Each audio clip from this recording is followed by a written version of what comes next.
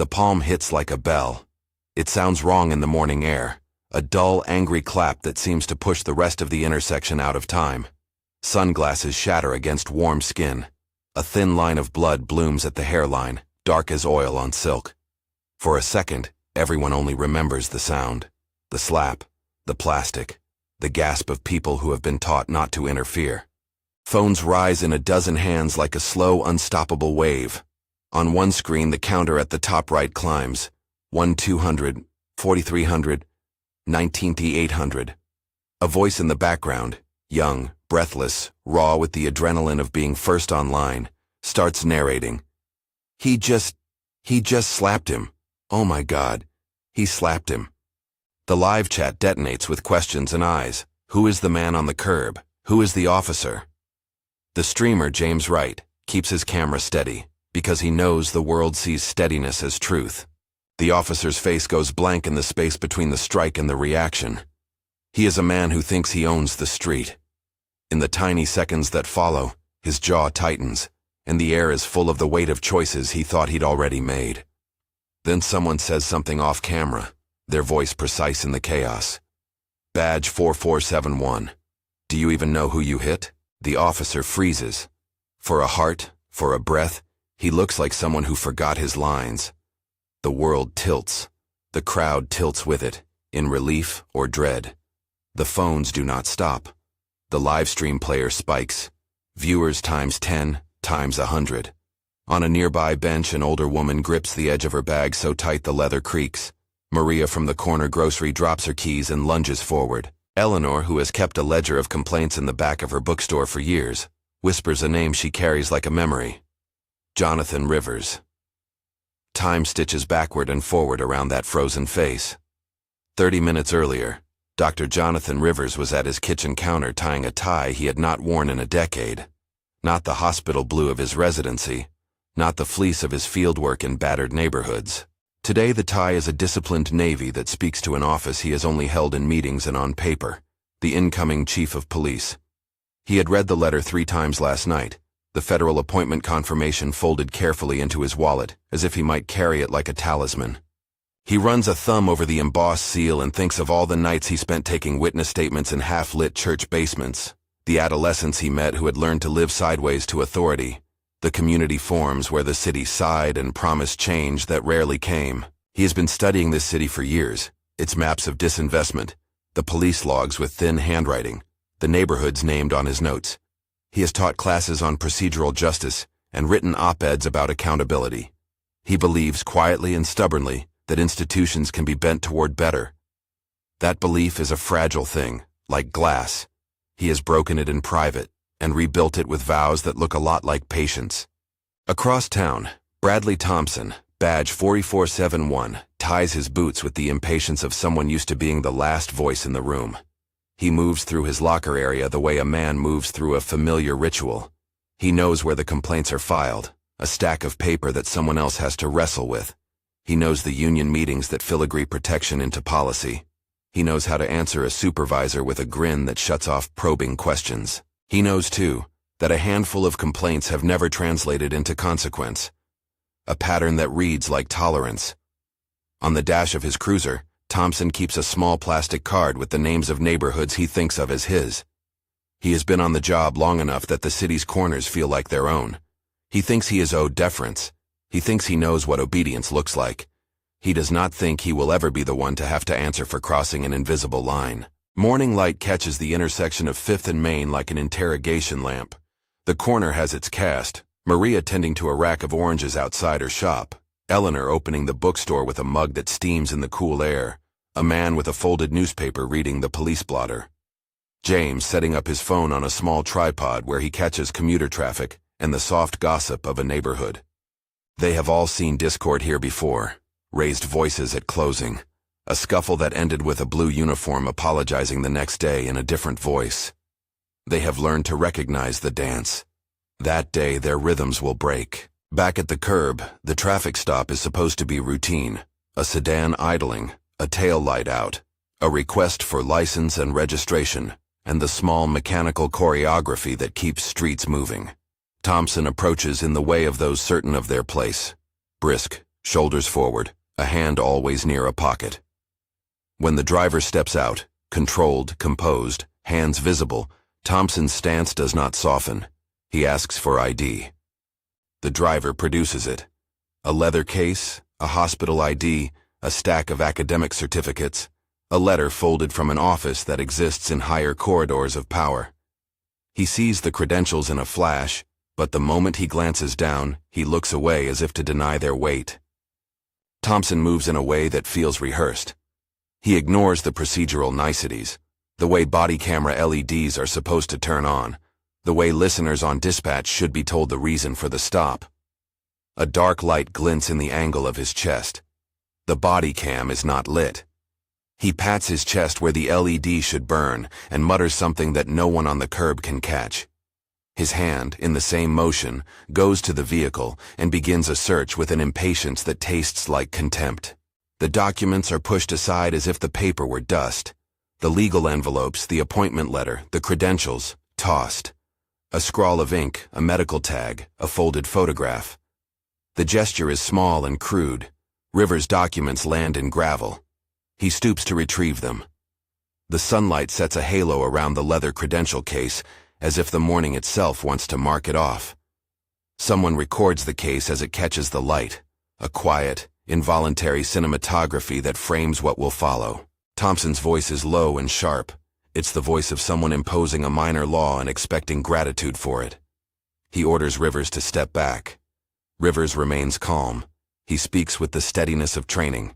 He identifies himself by name, states his rights, and reiterates his request for lawful conduct. He asks Thompson to record the exchange. James, already streaming, pans his lens wider. In the little speaker at the top left of the phone, a live viewer asks, "Is his camera even on?" The chat explodes with speculation. "You're under suspicion," Thompson says, the sentence like a gavel. It needs no justification. In his mouth, it is a sentence of assertion, not a plea. He reaches for the radio to call for backup, a procedural flourish, and someone on the street says, "Your body cam's off," loud enough that a neighbor turns her face from her shop window. There is an oddness to the officer's motion when he steps to Rivers. It is more theatrical than necessary. He shoves a hand where no hand belongs, rifling through pockets with fingers that refuse to be gentle. The appointment letter is knocked loose, the embossed seal sliding like a small insulted coin across the pavement. Thompson uses language that is meant to disorient. He leans in close, and as if trying to reduce a proof to a rumor, he presses on Rivers' shoulder. The crowd tightens. Maria starts recording on her own phone, the screen trembling as she breathes through the rising anger. Rivers steps back and takes his legal documents and holds them as if they were a shield. He speaks again, softer, a cadence designed to disarm. "I am with the department. I hold a temporary appointment. My badge number is..." He pauses and chooses caution over confrontation, giving Thompson space to rectify a potential misunderstanding. Thompson huffs. A laugh that is half dismissal escapes him. "Don't play games," he says. The words are an old instrument in his mouth, useful for diminishment. A phrase like this has been filed in complaints before, catalogued as conversational assault. Eleanor listens and feels the old ache, the ledger in her tote bag suddenly heavy with names. The officer's hand jerks. He grabs at Rivers' arm and pushes him away. The motion is not professional, it is a collision of ego and muscle. Rivers does not retaliate. He steadies himself, gathers his documents again, and does what he came trained to do. He reaches for proof, for clarity, for a record that will hold if words unspool. "Record this," Rivers says, not as a plea but as instruction. His voice is calm enough that it becomes its own kind of command. "Please. Record when it matters. It can change everything." The words land in the crowd like a small hot stone. They unsettle the bystanders into action. Maria's thumb hovers, then records. James alters his angle and keeps narrating with a new focus. Precise. Descriptive. "He's asking us to record right now," James says, and his broadcast swells. Thompson's face hardens. He is aware of cameras but not of the truth they enforce. He still believes in the private currency of authoritative touch, in the immunity that comes from being known as someone who will not be checked. In his pocket, his badge reads 4471 in etched metal that has known the press of hundreds of hands. That badge number is a tattoo of identity in a job that for many years rewarded assertion over accountability. When Thompson's palm comes down, it is a movement designed to humiliate. It is intended to re-establish a hierarchy by making the other man feel smaller. Instead, the slap ricochets into a different kind of power. The sound breaks into close-ups, blood at the temple, the frame of broken sunglasses catching light like a cut gem, the driver's head tilted as if listening for angels, the crowd's inhaled rage. James keeps talking while his hands shake, his viewer count spiking. People call out, some in rage, some in numbed recognition that this is the same scene they have memorized and have been trying to erase. For the first time since the strike, Thompson hears the name, clear and composed, that he had ignored when it mattered. Rivers opens his leather case slowly and deliberately, the click of the clasp like a punctuation.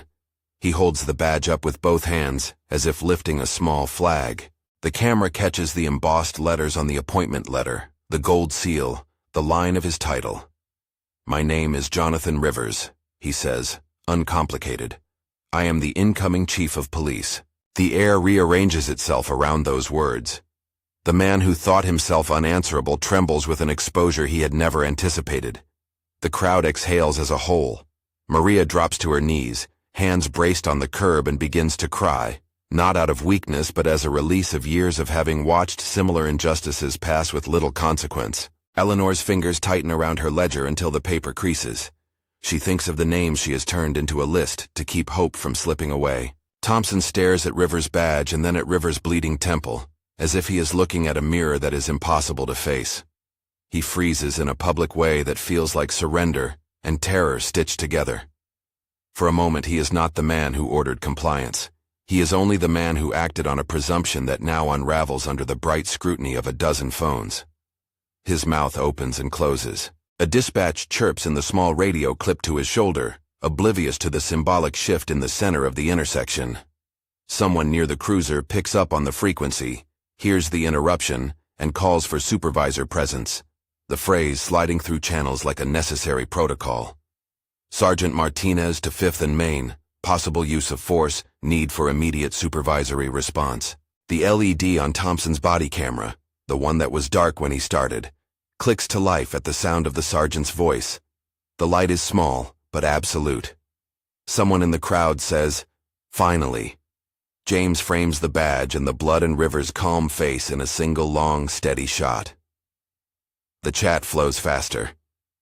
5th and Main. Badge 4471. Who is she? The numbers roll up like a tide. Tens of thousands watching within minutes. Thompson finds movement in accountability. His first gesture is to call on the power he once expected would shield him. He reaches for a narrative of fear. "You going to use your power on me?" he says, clumsy now. He looks for an ally in the crowd, maybe a sympathetic glance, but finds instead a dozen forward faces and a dozen different cameras. He is a man suddenly exposed to a public that refuses to look away. Sergeant Martinez arrives in less than 2 minutes, brisk and professional, badge reflecting a restrained authority. She takes in the scene with a practiced eye. Her voice is a lever that shifts procedure into action. "Officer Thompson, step back. I need your camera footage uploaded. Secure your equipment." She calls for medics and tells the dispatcher to flag the incident for internal affairs. The procedural machinery that had been dormant in the department's corridors grinds awake, summoned by the impossible fact of what just happened in public. Thompson's shoulders slump. Someone in the crowd records his expression. Someone else calls his name from a side street where a neighbor recognizes him. The recognition is not reverence. It is the ledger catching up. Within minutes, a recorder in a squad car clicks into place. Evidence bags materialize like little paper coffins for proof. An officer seals Rivers' appointment letter in a clear numbered bag, combs the gravel for shards of sunglasses, and labels each item with the timestamp that James's livestream has already recorded. A courier from dispatch asks for Rivers' statement. He gives it calmly, every word chosen as if to be read later under oath. He recounts the unlawful search, the shove, the slap, and the exact sequence of events. He notes the badge number, 4471, and he repeats the words so they cannot be misheard. He requests the body-worn camera footage be preserved. He asks that the chain of custody be documented, names, times, serial numbers. He refuses to allow the story to be redefined in the rawness of impulses. He treats the evidence like a garden that must be tended with care. James's stream provides the raw pulse of the moment to an audience that moves from shock to outrage to action. His comments scroll a litany of commands. Share. Call internal affairs. Don't let this fade. Among the flood of viewers are people who have seen similar footage on other nights and know how the tape must become a record rather than merely a highlight. Within the stream, someone posts a link to a civic hotline, another posts the municipal affidavit form. The crowd on the corner murmurs these details to each other, translating screen activism into steps on the curb. An officer in plain clothes, a uniformed presence who does not belong to Thompson's squad, arrives with a notebook and an efficient, measured voice. She introduces herself as Sergeant Martinez's liaison to internal affairs and begins to take statements from witnesses. Names, contact info, what you saw, when, she instructs, and people offer their phones, their emails, their trembling hands. Maria hands over a number that means more than business continuity. Eleanor surrenders a page from her ledger, the names of those she has seen file complaints without consequence. James sends a recording of his stream to the Internal Affairs link and adds a quiet editorial. Time-stamped. No edits. Someone at dispatch types the phrase that will echo down the departmental halls. Use of force complaint. Officer involved. The keystrokes feel like a small hammer blow against a longer wall. Martinez radios in. Thompson is temporarily relieved of patrol duties pending investigation. The phrasing is cool, legal, bureaucratic. Its real consequence is the nod of relief and rage it invokes in the watching crowd. Thompson is escorted to the cruiser with a humility foreign to him. He is unsure whether the humiliation is worse than the fear. He glances over his shoulder at the scene he thought he owned and sees Rivers, composed and dignified, despite the red at his temple. For all his training, for all the authority his palm tried to seize, Thompson understands in that brittle instant that something fundamental has shifted. Not just for him, but for anyone who saw the video and will carry it into the light. In the minutes that follow, the police department activates its internal review. An internal affairs file is opened and given a number that will be fed through an administrative system familiar with obfuscation, but newly pressed into transparency by the viral footage. The recording from James's stream is archived as evidence. The squad car dashboard camera corroborates timestamps. The body-worn cam that had been dark now blinks on with an explanation to be demanded later. A call is placed from a federal office to the main line at the precinct. A voice on the line, low, deliberate, identifies herself. Special Agent Sarah Carter. She asks to be briefed and requests that all footage be preserved pending federal review. The words are a pivot toward an accountability that moves beyond municipal letterhead. In the crowd, people whisper the name of the agency like it is a talisman. Eleanor, watching the stream on her phone, closes her eyes and feels the ledger in her bag like a weight that has shifted to possibility. On the curb, someone kneels with a paper towel and presses it gently against Rivers's temple. He refuses the temptation to let anger be his public face. He knows that fury is righteous, but he also knows that facts are what will move the system. He gives his statement, repeats the badge number 4471 for the record, and describes in exacting terms the way his credential case was knocked to the ground and how Thompson's hand found his face. Document and report, he says in a low voice to the cluster of witnesses as medics look him over. If something like this happens to you, hold on to it, call it in, and let it breathe the light. The words are both plea and instruction, his early call to civic habit planted in the soil of the morning. Maria nods and adds between tears, "We did what he told us. We recorded. It's there." The legal necessities begin to assemble. Each phone is a potential exhibit. A city lawyer will later ask for chain of custody forms for each file. Sergeant Martinez notes the serial number on Thompson's body cam and orders a download to the evidence server. The evidence locker waits for the envelope with Rivers' documents, the broken sunglasses, the glove imprinted with dried skin. A technician from forensics arrives with gloves and a camera for macro shots of the fingerprints etched into the leather strap of a watch. The procedural machinery, small and granular, takes over the rawness of the scene and turns it into something that can sit inside a folder and be opened in a hearing room. Within an hour, the hashtag has migrated from a trending curiosity to a civic demand. Calls arrive at the mayor's office, and a spokesperson issues a statement promising an independent review. The union posts a brief note that confirms a standard investigatory process. Activist groups begin to organize a vigil at the corner for later that day. The newspapers catch the story like tinder, ready to call out the embers of long-standing grievances. Thompson sits in a holding room, coffee cold in a styrofoam cup. The cup trembles in his hands, and suddenly, he cannot pull together the seamless certainty that carried him through 2 decades of morning roll calls. To him, the badge 4471 is a history of favors and unasked-for privileges, of nights when he was asked to be fierce and returned home with a story he deemed heroic. Now it feels like a thing with edges. He looks at a framed photograph on the wall of the precinct, a group of officers smiling in uniform, and wonders which of those faces would stand with him. The answer is opaque. Outside, the crowd does not dissolve. It gathers like a civic tide. People lay flowers where rivers had stood, and someone pins a small laminated sign to a telephone pole with the phrase that is wound through the live stream: record and report. A woman reads aloud the first few lines of one of Eleanor's ledger entries into her phone and posts it to her own feed. The community that had long been quiet about its grievances begins, finally, to speak. There is a sense not of resolution but of work beginning. The first scans of documents, the careful sealing of evidence, the muttered protocols being read into the record. The intersection of 5th and Main becomes a place that will be remembered not only for the violence but for the turning. It is a hinge in a longer story. A public humiliation, yes, but also a public refusal to let the moment pass unexamined. Phones will store the images, servers will slot them into a digital archive, a federal agent's call will place the event on a new map. As the sun shifts toward noon, a small, unshowy SUV rolls up. A woman steps out with a folder marked with the FBI seal. She carries herself with the precise gravity of someone who has spent years turning patterns into prosecutions. Her badge is Sarah Carter's. She climbs the curb and stands for a long moment, looking at the scene where a palm met a face and where a badge number, 4471, will now be read in reports and hearings. Her voice is soft when she speaks into a recorder.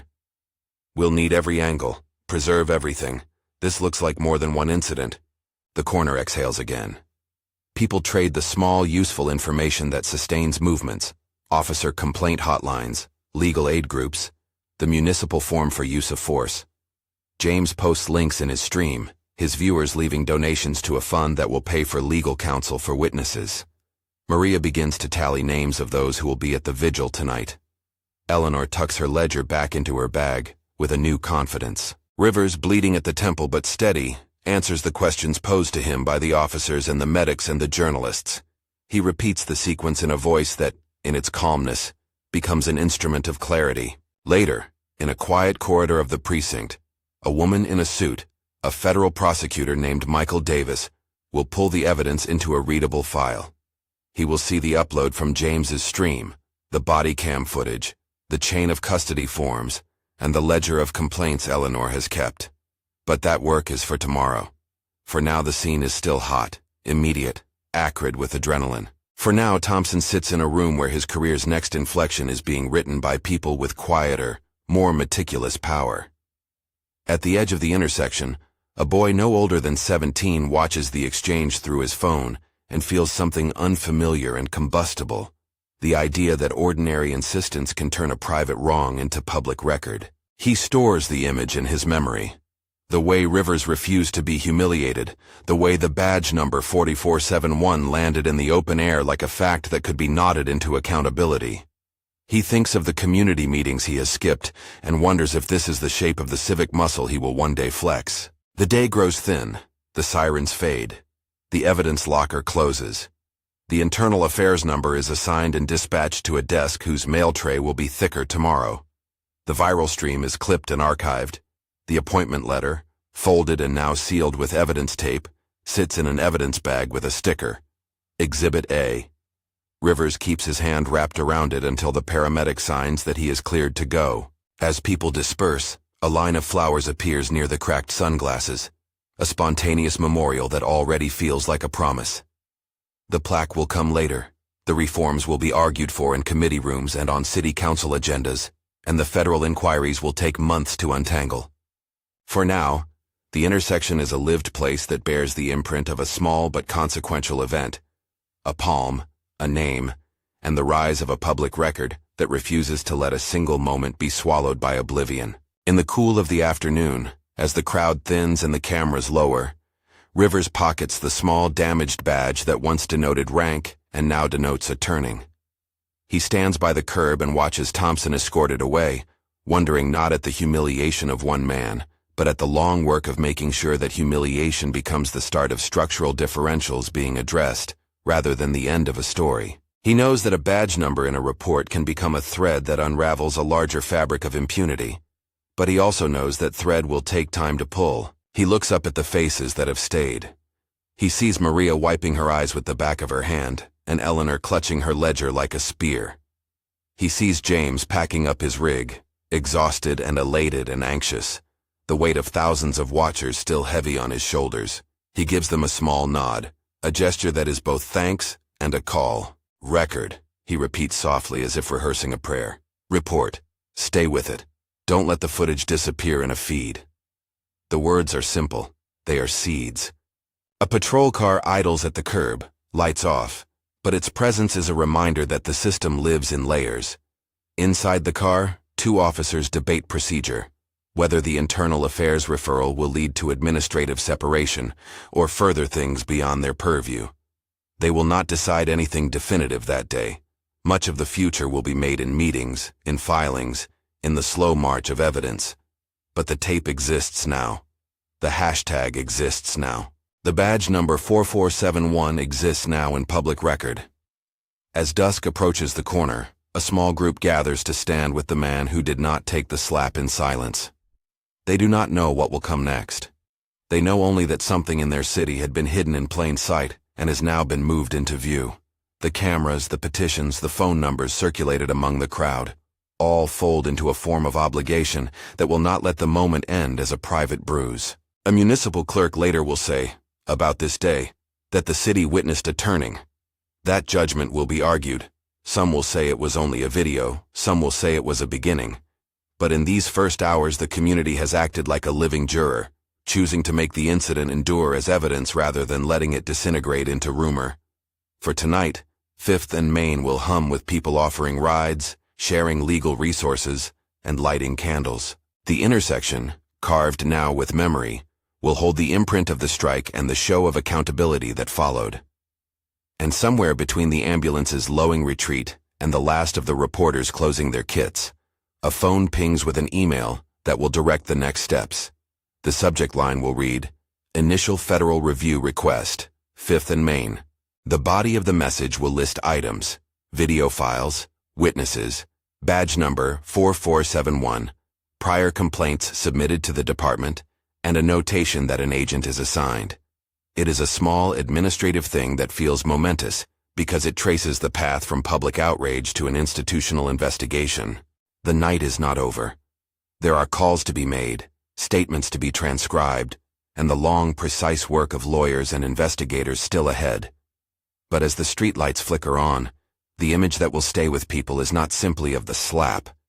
It is of a badge being held up in the light, of a man refusing to be diminished, of phones turned toward power instead of away. It is a small thing, a video, a transcript, a complaint number, that will be necessary if the moment is to lead to anything but temporary catharsis.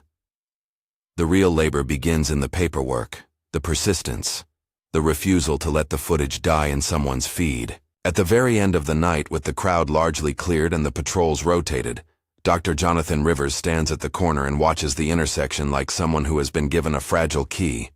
He thinks of the long path ahead, internal reviews, possible federal charges, and all the institutional resistance that comes with asking systems to change. He thinks also of the children who will pass this way and see the small plaque and a cluster of flowers, and wonder why people cared enough to remember. He slips the appointment letter back into his jacket and looks up at the skyline where city lights blink like watchful eyes. He does not speak grandly into a camera. He does not promise sweeping reforms or instant miracles. He only says, to the emptier street and perhaps to himself, someone saw it. Someone recorded it. Now we will see what we all do next. The evidence locker clicks shut. The initial reports are filed. The live streams are archived. And in a quiet office across town, Special Agent Sarah Carter begins to assemble a folder that will expand into an investigation, a file that will, in time, be populated with a history of complaints, with the detail of badge number 4471 repeated like an accusation, and with the images that began, quite simply, on a sunlit curb where a palm met a cheek and the world watched. The folder Sarah Carter begins to build was not the product of one morning's heat. It was the careful accretion of threads she had chased for months, sometimes years, across precinct files, complaint logs, and interview rooms. Now it sat on her desk in neat stacks, the upload from James Wright's live stream, the dashboard and body cam excerpts, the sealed evidence bag that held the appointment letter, Eleanor's ledger with its cramped names, Maria's sworn statement, a typed list of prior complaints tied to badge 4471. The folder smelled faintly of toner and antiseptic and carried the weight of inevitable work. She arranged the items with a method born of repetition, time-stamped clips together, witness contact info in a single binder clip, chain of custody notes tabbed for quick reference. The pattern was what she needed. Patterns moved federal cases from the realm of mewling indifference into prosecutable criminality. Her eyes skimmed a table that had started to look like a map. 18 years of complaints listed, 23 alleged victims, overlapping neighborhoods, similar language of force and humiliation. Each grain of similarity mattered. Each instance, when layered together, clarified intent. Michael Davis, the federal prosecutor assigned once Carter made her preliminary call, read through the packet in the same kind of quiet concentration. He liked facts. He liked them tidy and irrefutable. He saw, not anecdotes, but a braided story, repeated use of force, cataloged complaints relegated to administrative limbo, a pattern that suggested willful disregard for constitutional protections. He liked also that the most damning thing, evidence, was already public. The nation had seen the slap. The nation had watched a man with a badge hesitate as someone else raised his title like a mirror. They convened a small team and laid out the path. Interviews would be scheduled, subpoenas considered, forensic analysts called to verify file integrity. They would not, Carter insisted, be driven by righteous outrage alone. The law demanded patience, but patience here meant discipline rather than delay. Each detail, download logs, file hashes, witness statements, medical reports, would be assembled to meet the standard that turned viral fury into a conviction. In the interim, the city did what cities do when scandal settles into its municipal halls. It performed rituals. A chief of staff arranged briefings. The mayor's office drafted statements that balanced sympathy with the necessary caveat of due process. The police union issued a statement that promised thorough review and the defense of members. Community organizers pressed for immediate accountability and immediate reforms. The vigil promised for that evening swelled into a march planned for later in the week. The corner of 5th and Main became a locus for demands, for comfort, and for long conversations about why people had to keep watching each other. Dr. Jonathan Rivers, now a man whose badge and appointment letter had become Exhibit A, did not step into the public frame as an avenging figure. He continued, in the ways he could, to perform the roles that would make his arguments credible. He met with the families who had been harmed in other incidents. He sat across from legal advisors and forensic analysts, and he met with community leaders whose trust he would have to win. He knew the room for symbolic authority was thin. Authority that endured had to be procedural, demonstrable, measurable. He insisted on transparency rather than theatrical rebukes. He insisted, too, on the dignity of those who had come forward. Within days, the Office of the Inspector General had a file number. Internal Affairs, under the watchful hand of Sergeant Martinez, coordinated with Carter's team so evidence would be preserved across jurisdictions. The procedure was a choreography of overlapping mandates, departmental review to address administrative violations, federal inquiry for deprivation of civil rights, civil counsel for potential damages. Each lane moved with its own rules, but the video had effectively bridged them. The footage did not decide the case, but it disciplined the options for anyone who tried to look away. Thompson was placed on paid administrative leave. He was allowed counsel, and he was given the procedural rights every citizen was due, even those that the tape had shown he had violated. The show of processed fairness irritated many in the community, but Rivers had been adamant. He refused to allow a thirst for retribution to undercut the claim to justice. That insistence would become one of the hardest things for some to accept. That accountability required adherence to the very system that had allowed patterns of abuse to persist. The federal grand jury convened in a windowless room downtown, a place where hours passed in dense, slow work. Carter and Davis presented evidence, the live stream and its metadata, the body-worn camera logs that showed dark periods, including the crucial minutes at 5th and Main, the internal files showing prior complaints associated with 4471, medical reports and restitution estimates, witness depositions. They argued that Thompson's conduct had crossed into criminal territory, deprivation of rights under color of law, and assault resulting in bodily injury among the enumerated counts. The pattern argument was central. A single assault in front of cameras might spark anger, but its criminal force came when linked to a sustained course of conduct. On the defense side, Jessica Martinez, a public defender assigned by the union, moved quickly. She viewed the file as the work of a lawyer who must protect due process regardless of how socially ignoble the client was portrayed. She argued technicalities, requested Brady material, and began to gather her own evidence: character witnesses, records of Thompson's service, citations for prior commendations. In interviews, she did not deny the strike on camera. Instead, she placed it into a narrative of a long-serving officer stressed by fatigues, provoked by the theatrics of a public confrontation, and suddenly, disastrously, reactive. It was both a tactical approach and an ethical posture any defense lawyer would adopt. It set the tone for a courtroom fight that would be, on paper, about law, but in public come to be about culture. Before any trial date, the layers of scrutiny multiplied. Civil suits arrived like a second tide. Families who had been harmed in other encounters with officers associated with Badge 4471 looked to Rivers and to the city for restitution. Rivers, mindful of conflicts, kept a careful distance from legal strategy while welcoming victims into forums where their stories could be told. He sat with Maria and Eleanor in a small conference room and listened as they read portions of Eleanor's ledger aloud.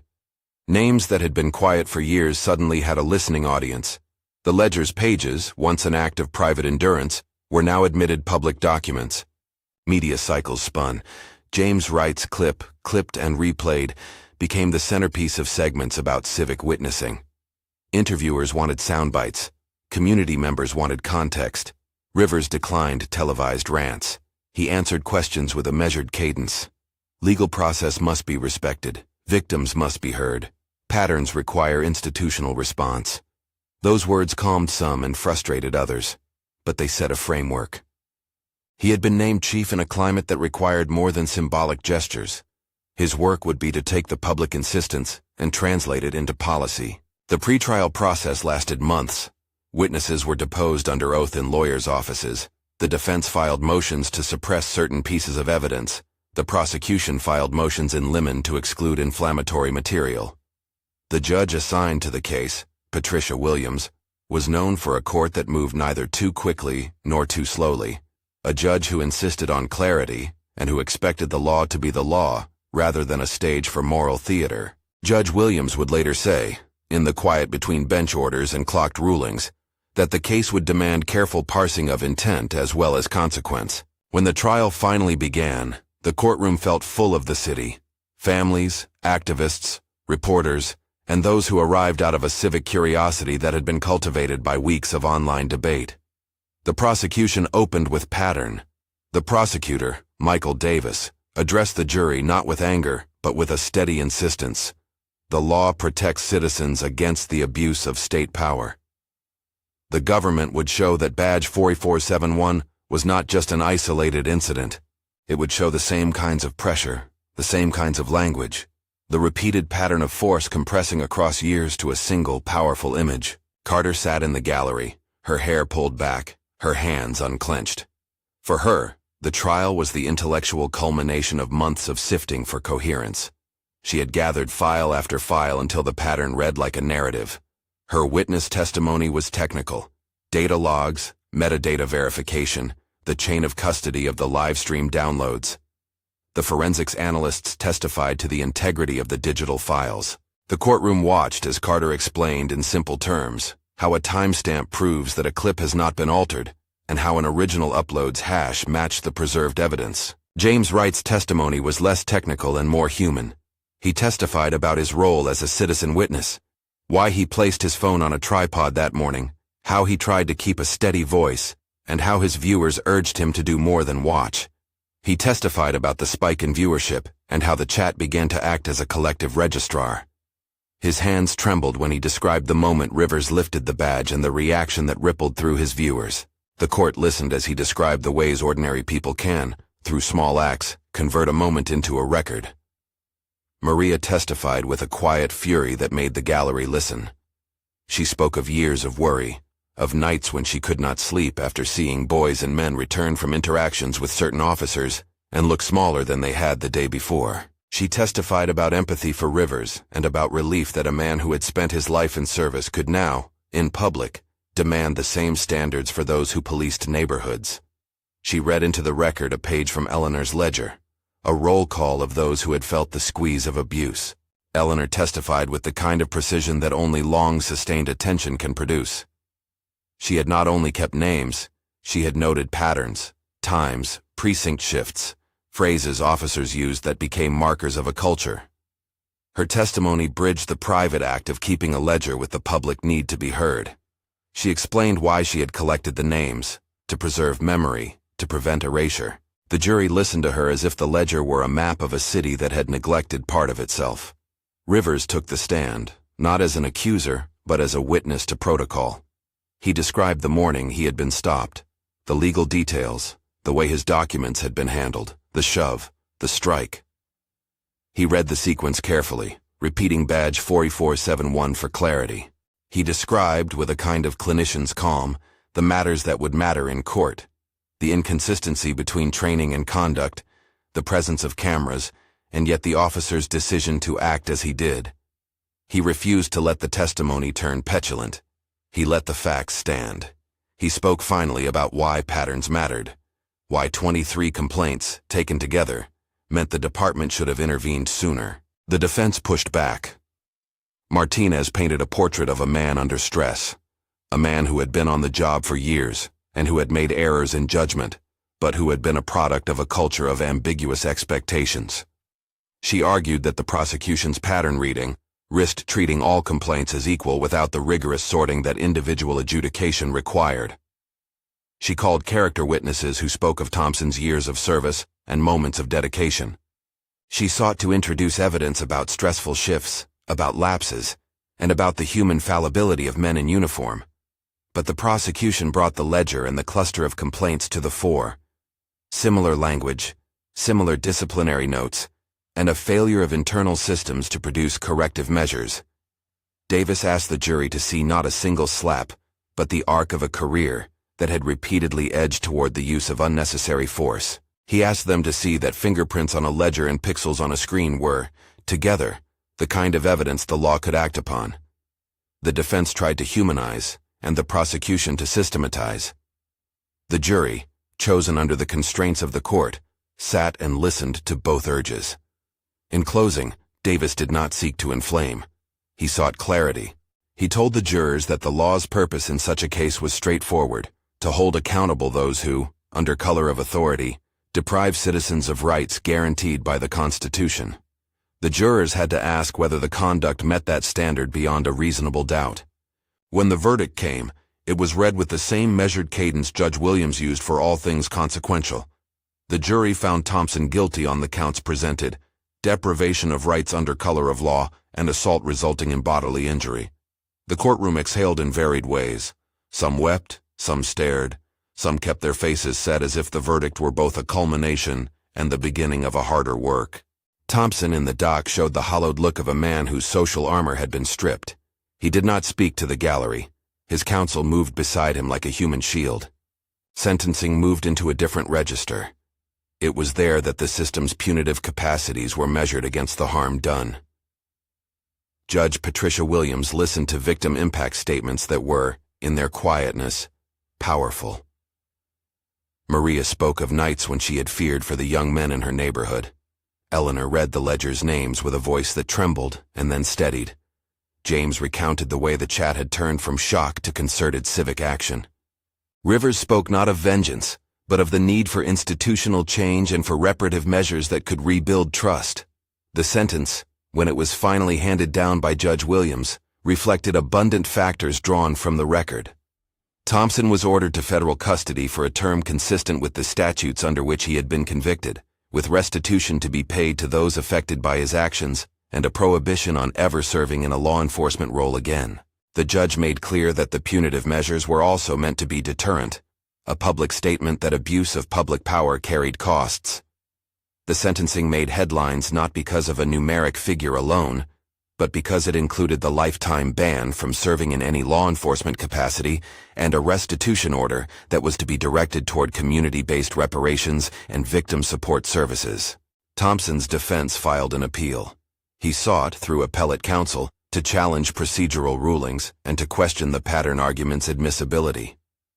Appeals are slow instruments, deliberate and methodical, and for a time his legal fate remained an open ledger, written in filings rather than verdicts. Public opinion would shift as appellate briefs accumulated, but the criminal conviction itself, and the way the legal machinery had moved from livestream to indictment to verdict, had already shifted something in the city's habits of accountability. Civil suits concluded in settlements that, while not erasing the harm, provided resources for restitution and reform. The city, pressed by the moral weight of the public record and the practical weight of litigation, agreed to a package of reforms that were hammered out in committee rooms and negotiated with union representatives. The reforms were not miracles. They were compromises that reflected political realities, yet within them were concrete elements. An independent civilian oversight board with subpoena power, required de-escalation and bias training with measurable outcomes, an overhaul of the complaint review process to reduce the rate of dismissal, and a public dashboard where incidents and their investigatory statuses would be transparent to the public. Rivers, when he assumed the formal role of chief, made implementation the heart of his tenure. He understood, from his experience as a clinician and a public servant, that trust is not won in a pinstriped speech, but in measurable change.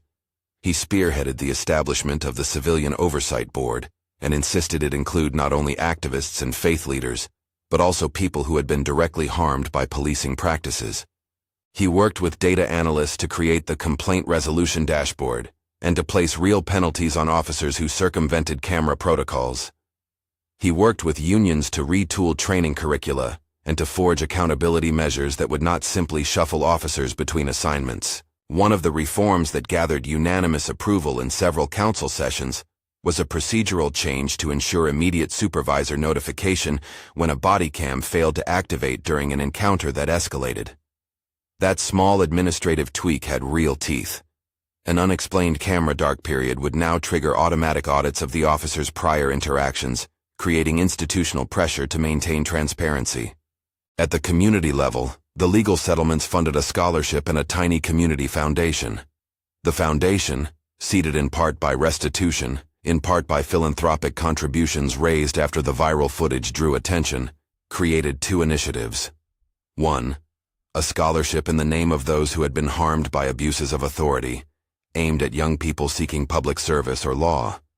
The other, a community legal fund to help residents file complaints and obtain representation. Maria and Eleanor were given seats on the foundation's advisory board. James donated a portion of his stream donations to the fund and began a small series teaching citizen journalism and secure documentation practices. The plaque at 5th and Main was not a grandiose monument. It was a simple bronze rectangle set into a low concrete base. Its inscription was prosthetic, careful. In memory of moments witnessed, recorded, and preserved, may the courage to see and speak bind our city to justice. People who passed by left small tokens. pebbles, single flowers, a folded page from Eleanor's ledger that someone laminated and placed beside the plaque. Children who had once hurried past the corner now paused to read the basalt letters. For some, it was history. For others, it was a reminder. Rivers used the moment to model an approach that balanced consequence with structures of repair. He did not demand forgiveness for Thompson as a condition for change. He demanded accountability and systems-level correction. He recognized that policymakers could not rely on the spectacle of one conviction to reform decades of practice. He pushed for changes that would outlast the headlines: better training, clearer complaint processes, improved community policing measures, and, importantly, a cultural shift where officers were rewarded for de-escalation rather than for the maintenance of dominance. The city's internal culture did not transform overnight. There were resistant officers, resentful union meetings, and bureaucratic inertia. There were also small, measurable shifts: fewer darkened body cam records, an uptick in sustained investigations leading to disciplinary measures, and better use of restorative practices for low-level infractions. The Civilian Oversight Board, once mocked as a symbolic concession, began to issue quarterly reviews that were readable and consequential. Each report had a statistical heart: how many complaints were filed, how many led to administrative actions, average resolution time, and recommendations that could not be easily deflected. In neighborhoods, the intangible was harder to measure: trust. It returned slowly, in small exchanges, a patrol officer handing a young man a pamphlet about job training rather than an admonition, a sergeant bringing community leaders into beat meetings, a precinct hosting a forum where citizens could hear from oversight board members. Maria's grocery became a hub for resources. Eleanor's bookstore hosted listening sessions where people who had once been isolated in their grievances could find allies. James, whose live stream had been the visual starting point, hosted a series teaching others how to document safely and legally, focusing on chain of custody basics and digital preservation. Thompson's name persisted in the city's bureaucratic memory.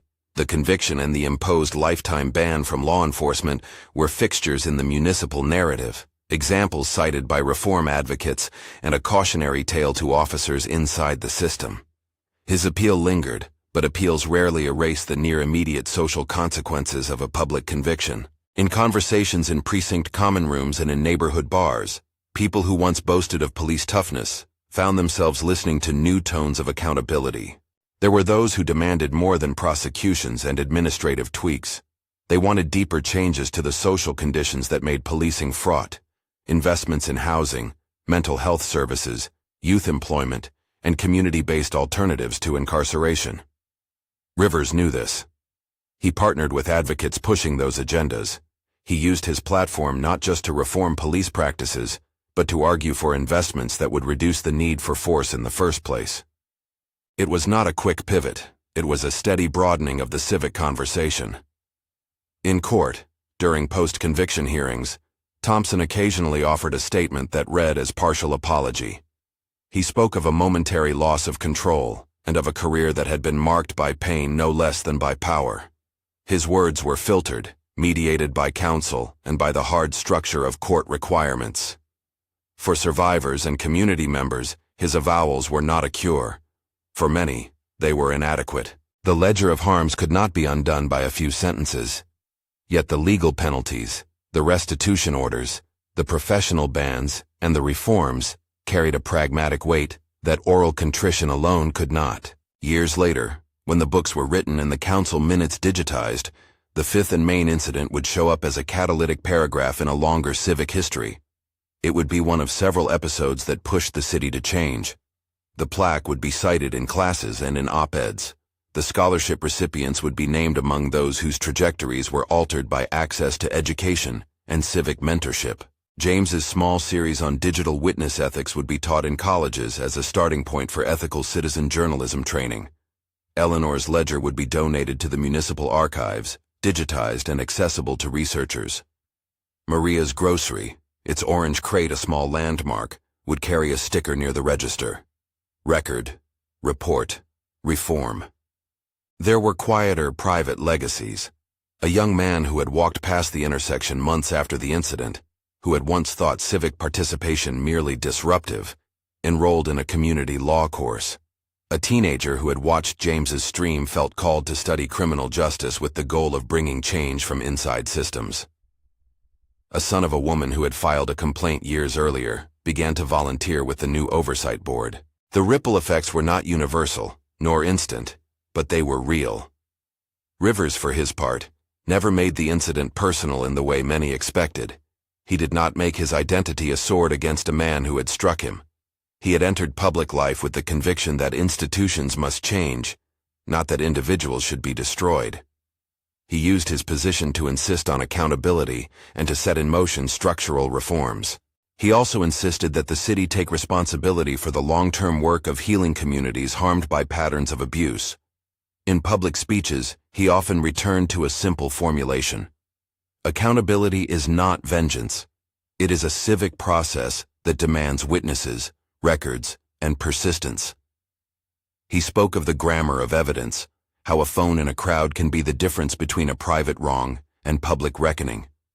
He said without triumph that the reason the city could act was that people had the courage to record and the will to follow through. He named James in a public forum as an example of citizen courage. He thanked Maria and Eleanor for their steadfastness. The civic reforms that followed 5th and Main were far from perfect. There were budget shortfalls, stalled trainings, and bureaucratic resistance in pockets. The Oversight Board's recommendations were not always adopted as intended. Still, the measurable shift in complaint processing and the creation of resources for victims were outcomes that would have been absent if the intersection's footage had not been preserved. Years on, the corner of 5th and Main had a particular kind of quiet about it. Not complacent quiet, not the silence of forgetting. Rather, it had the hum of a place that had been wired into a network of attention. People continued to bring flowers, to leave notes, to read the plaque. College students sometimes used the site as a case study in classes on civic accountability. A small scholarship recipient, now a social worker, would occasionally stop by and jot the names of those who had inspired her work. Rivers's own tenure as chief was not without controversy. Critics accused him at times of too much process, of moving too slowly. Others accused him of not being aggressive enough in dismantling entrenched structures. He would answer, in interviews and community forums, that institutional change requires both action and the rule of law. He would say bluntly that it cannot be sustained by moral rhetoric alone. When asked in later years what he would tell a young person who felt apathy about civic life, he had a small, exact answer. He would recall the moment when his badge was held up and the crowd watched. He would recall the feel of a camera lens on a tripod and the sound of James's voice narrating what he had seen. Then he would say plainly, "If someone shows you the truth, record it, report it, and do not let it disappear. The law can only act on evidence. Evidence has to be preserved." The city's reforms continued to evolve. Quarterly reports showed a decline in complaints dismissed without investigation and a modest increase in disciplinary actions when evidence supported them. Training modules changed, reward structures shifted to value de-escalation, and the Oversight Board issued recommendations that began to enter departmental policy. None of it erased the past. But the city, whose systems had long absented certain harms, now carried a greater capacity to document, investigate, and act. There were private reckonings, too. Many officers, confronted by new audits and data transparency, changed their practice. Some left the force on their own terms, others adapted. The human effect of accountability was messy, just, sometimes painful, but it was not merely punitive. It altered how people chose to navigate authority. Thompson's life after conviction was not public in any large sense. He served out the sentence dictated by the court, paid restitution as ordered, and, following the lifetime ban, never returned to law enforcement. For those he had harmed, the legal outcomes were necessary but not sufficing. Reconciliation, where it existed, was slow and partial. Some victims accepted apologies in private, others held their sorrow as a permanent thing. Eleanor's ledger remained a ledger, names cataloged, not erased. At the base of the plaque on 5th and Main, a small laminated card collected notes from passers-by, some grateful, some angry, some hopeful. A child had once left a crayon drawing of the corner with people holding hands. The drawing was still taped there months later. It was a fragile artifact of a civic habit in formation. On the anniversary of the incident, the community gathered. The vigil was quieter now than the first days of outrage. It was fuller in a different way. Friends, family, scholars, and students. Rivers spoke briefly at the event, his words simple and careful. He thanked those who had recorded, those who had testified, and those who had labored in offices and courts to turn a video into enforceable accountability. He did not celebrate what had happened to Thompson. Instead, he honored the labor of witnesses and investigators and affirmed the need for constant vigilance. "We cannot assume the work is done," he said into a microphone that pulsed with the attention of a crowd that had come to feel itself over the years, like a civic organ. "There will be other cases, other failures, but we now have tools that are stronger than they were. Cameras that capture, systems that preserve, and a community that knows how to act. Use these tools. Persist. Hold the line of justice." The crowd dispersed under an evening sky the color of wet lead. Flowers were left, candles were lit, and then carefully extinguished, and the plaque caught the city light in a way that made its small inscription glow. People hugged, spoke quietly about committees meeting and about a scholarship ceremony to come. James, who had become something of a reluctant local figure, helped a young attendee upload a file to the community legal fund. If the city had changed in measurable ways, part of that transformation lived in small habits. People keeping their phones charged and ready, neighbors stepping in to document public interactions, and community groups that moved faster than before to support victims. The moment at 5th and Main had taught the city a new grammar of witnessing, how to turn shock into evidence, how to turn indignation into process, and how to refuse the easy slide from outrage into forgetfulness. On the final note that closed this chapter, Rivers walked the corner once, alone. His steps were unhurried. He paused at the plaque, laid his palm on the bronze, and thought of the ledger, of the live stream, of the evidence bags and the files, and the long meetings past and ahead. He thought of the young men and women whose lives would be shaped in small ways by what had been built thereafter. He did not look for glory. He looked instead for continuity, small, durable structures that could survive personalities and headlines. He remembered the line he had said that morning when the cameras rolled. "Record when it matters. It can change everything."